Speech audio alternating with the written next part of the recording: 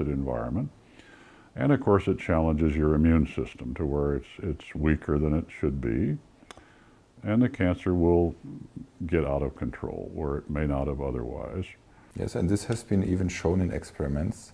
The bullying, for example, that if you do that constant with people, you can see that the levels of the cortisol, the own production of the cortisol in the body rises, and we know that cortisol suppresses the immune system. It's okay to feel all the feelings. It's very healthy to feel everything, you know, anger, frustration, sadness, everything. But when it becomes chronic, when it becomes the only thing they feel, then there's something wrong. There's no flexibility in that system, and we need to create that flexibility. Because we assume if there's some chronic, unhealthy emotional state that people continue to feel and experience over time, that it's going to be important for them to look at the beliefs that are driving that emotional state.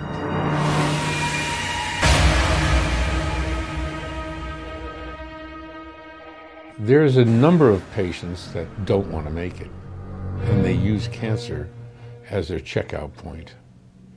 The most important question is, do you want to live and do you have the desire to live? Then I can proceed. Otherwise, it's hard to proceed. But everybody wants to live. No. Not every person has a desire to live. No. Some people say, you know what, I'm tired and I've lived my life and I'm going to do what I'm going to do. You have patients like that. I have enough people where we have helped reverse disease without reversing the things that are going lousy in their life, that I know that what it does is it knocks things down, and therefore it could be the whole reason somebody dies.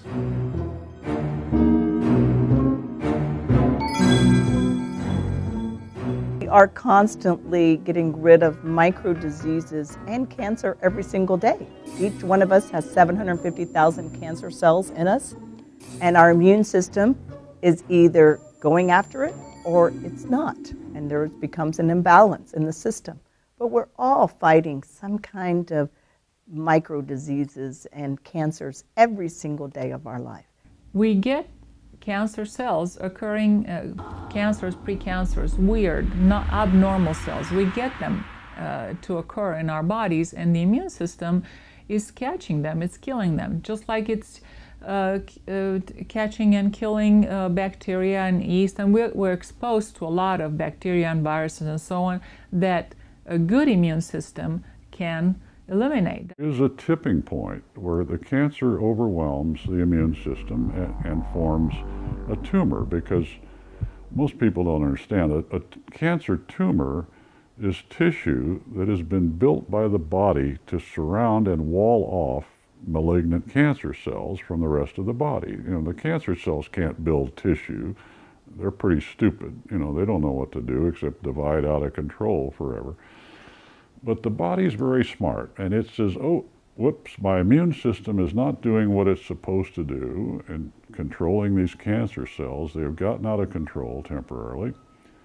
So I will wall them off with tissue, which forms a tumor.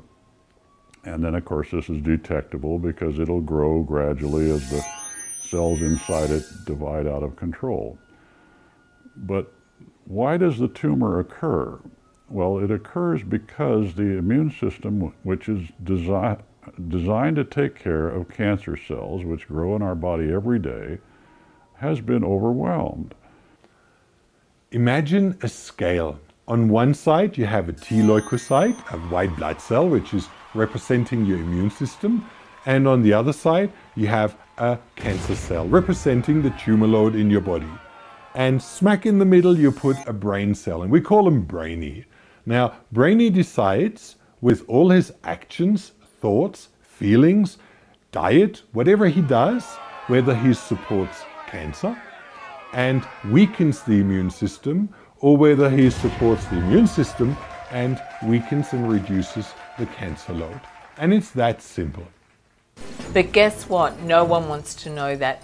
Cancer is one of the richest multi-billion-dollar industries in the world, and there's no focus on what is working. what has been used sometimes for hundreds or thousands of years. So if we found this cure for cancer right now, this multi-billion-dollar industry would fail.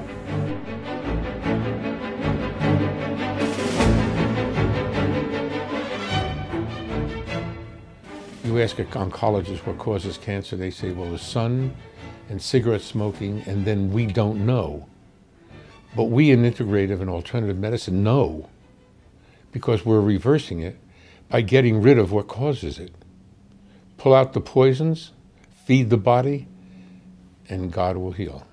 It's amazing how much metastasized cancer, where the cancer doctors have given up completely, has healed itself with the proper changes in diet and supplements. And of course, dealing with the cause of the cancer, which is essential.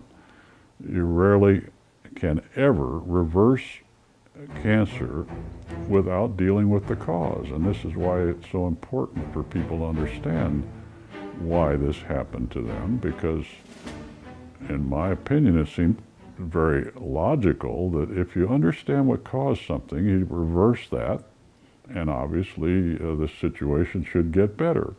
We will have to peel the onion and uncover what the source of your issue is.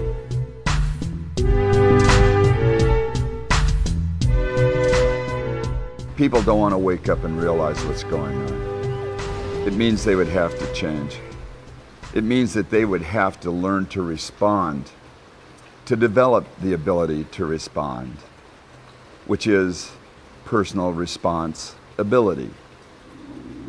And we don't want to face that.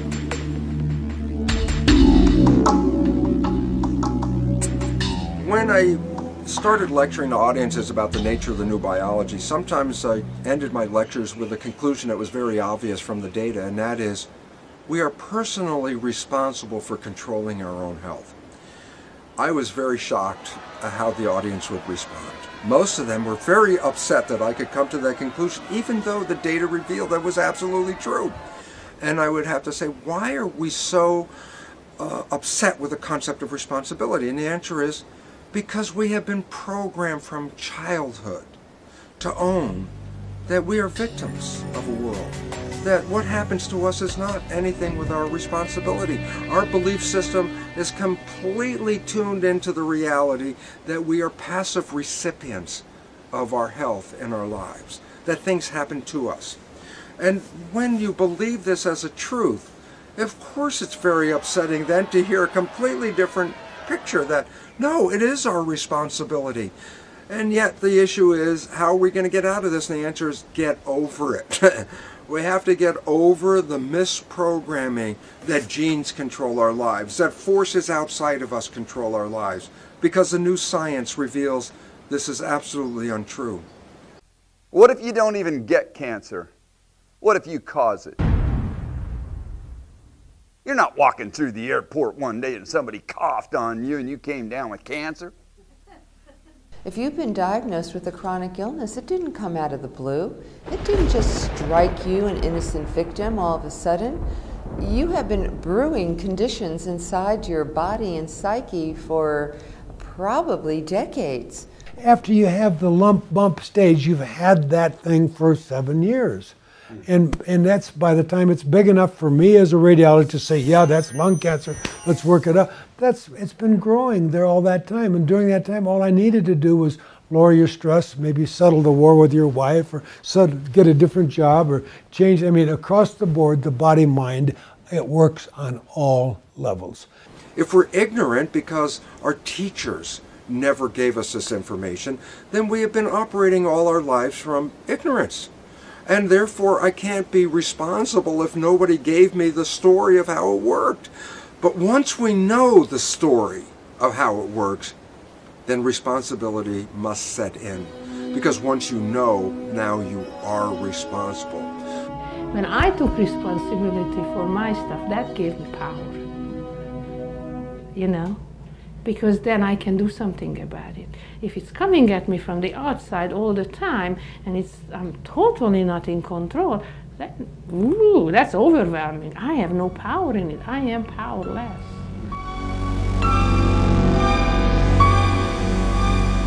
Taking on responsibility is not that easy. Many patients we've talked to say it's not even an option. Lifestyle changes are really the most difficult to achieve. And it is convincing the